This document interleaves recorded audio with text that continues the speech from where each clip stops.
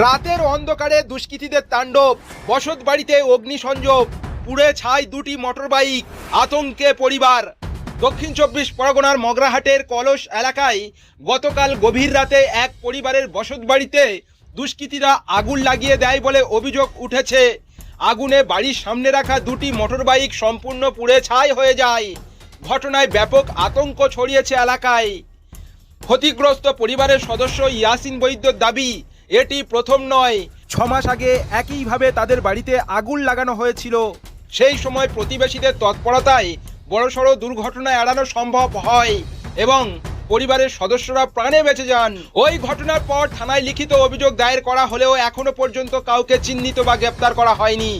পরিবারের অভিযোগ, সেই ঘটনার রেশ কাটতে না কাটতে ফের রাতের অন্ধকারে দুষ্কৃতীরা হামলা চালায়। এবার বাড়ির সামনে রাখা দুটি মোটরবাইকে আগুন ধরিয়ে দেওয়া হয়। মুহূর্তের মধ্যে আগুন ভয়াবহ আকার ধারণ করে এবং দুটি বাইক পুড়ে ছাই হয়ে যায়। স্থানীয় বাসিন্দাদের দাবি, ভোর রাতে চিৎকার শুনে তারা ছুটে এসে আগুন নেভানোর চেষ্টা করেন, তবে ততক্ষণে আগুনে ব্যাপক ক্ষয়ক্ষতি হয়ে যায়। পরপর দুবার একই ধরনের ঘটনার জেরে চরম নিরাপত্তাহীনতায় ভুগছে ক্ষতিগ্রস্ত পরিবার। দ্রুত দোষীদের চিহ্নিত করে কঠোর শাস্তির দাবি তুলেছেন ক্ষতিগ্রস্ত পরিবার। তবে ইতিমধ্যেই ঘটনার তদন্ত শুরু করেছে পুলিশ।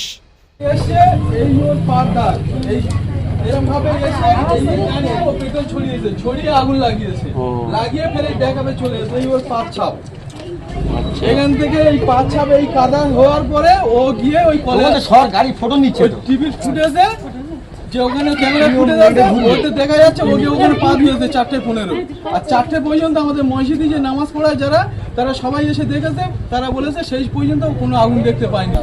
এর আগে তোমার 6 মাস আগে একবার আগুন লাগিয়েছে ওই বাড়িতে, 6টা ঘরে হ্যাজবল দিয়ে দিয়েছিল। বাইরে যে বাইক পুরো নতুন, একদম 1.5 বছরের বাইক, হুন্ডা SP 125 পুরো নতুন। জামাই এসেছিল, জামার গাড়ি এটা, হ্যাঁ বড় জামার গাড়ি। এই পরিস্থিতি 6 মাস আগে একবার আগুন লাগায়। আমার 6টা ঘর, এখানে 6টা ঘরে আমার ভাইপো ভাইজি সবাই থাকে। সেই 6টা ঘরে বাইরেতে হ্যাজবল দিয়ে, ভেতরে দিয়ে, বাইরেতে পুরো পেট্রোল ছড়িয়ে আগুন লাগাচ্ছিল। এখানে আমার পাশের একটা চাচা হয়, সে দেখতে পায় যে ওদের ঘরে আগুন লাগাচ্ছে। যখন চিল্লায় তখন ছেলেমেয়েরা বার হতে পারছিল না, তখন আমি ডিউটি করছিলাম, নাইট ডিউটি। তারপরে এইবার ওই চাচার, আমার ছেলের মেয়েরা জানলা খুলে বলে, চাচা আমরা কেউ বার হতে পারছি না, আমাদের বাঁচাও। বলে ওই রৌফ চাচা এসে এখানে দরজা খুলে দেয়, হ্যাজবল খুলে দিতি, তবে ওরা বার হয়ে পালায়। সেটা 6 মাস আগে রমজান মাসে। তারপরে এইবার ফের এই 5 তারিখে এসে এই ঘরে সব জামা কাপড় ঢেলে, গ্যাসের উপর গ্যাস সিলিন্ডার, 3টে গ্যাস সিলিন্ডার থাকে, 3টে গ্যাস সিলিন্ডারের ভেতরে একসাথে রেখে জামা কাপড় সব দিয়ে এইবার আগুন লাগিয়ে দেয় পেট্রোল ছিটিয়ে।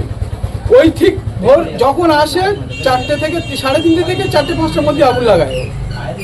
গতকাল ওই রকম আমার বউ 5টার সময়, আমার ওয়াইফ 5টার সময়, 3টে পর্যন্ত এগিয়ে জেগে বসছিল যে এটা এরকম করছে, কে দেখবে।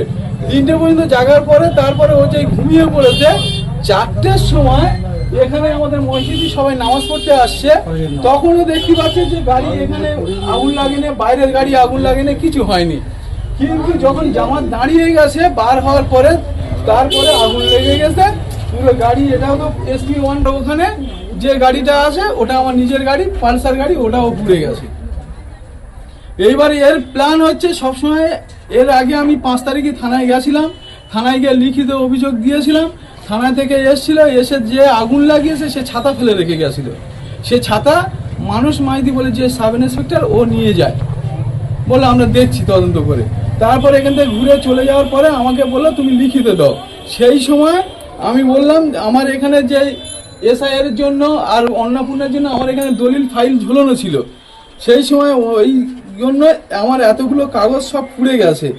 ওই মানুষ মাইতিকে আমি আবার হোয়াটসঅ্যাপ করে, এবার দলিল, আমাদের জন্ম সার্টিফিকেট, আমার ছেলে মেয়ের জন্ম সার্টিফিকেট, আমার জন্ম সার্টিফিকেট, আমার বউর ম্যারেজ সার্টিফিকেট, হ্যাঁ ঠিক ম্যারেজ সার্টিফিকেট, আমার গ্র্যাজুয়েশন যে সার্টিফিকেট, হ্যাঁ তারপরে এবার আমার জন্ম সার্টিফিকেট, আমার ওয়াইফের জন্ম সার্টিফিকেট, আমার বড় মেয়ের জন্ম সার্টিফিকেট, আমার মেজো মেয়ের জন্ম সার্টিফিকেট, এইগুলো ছিল।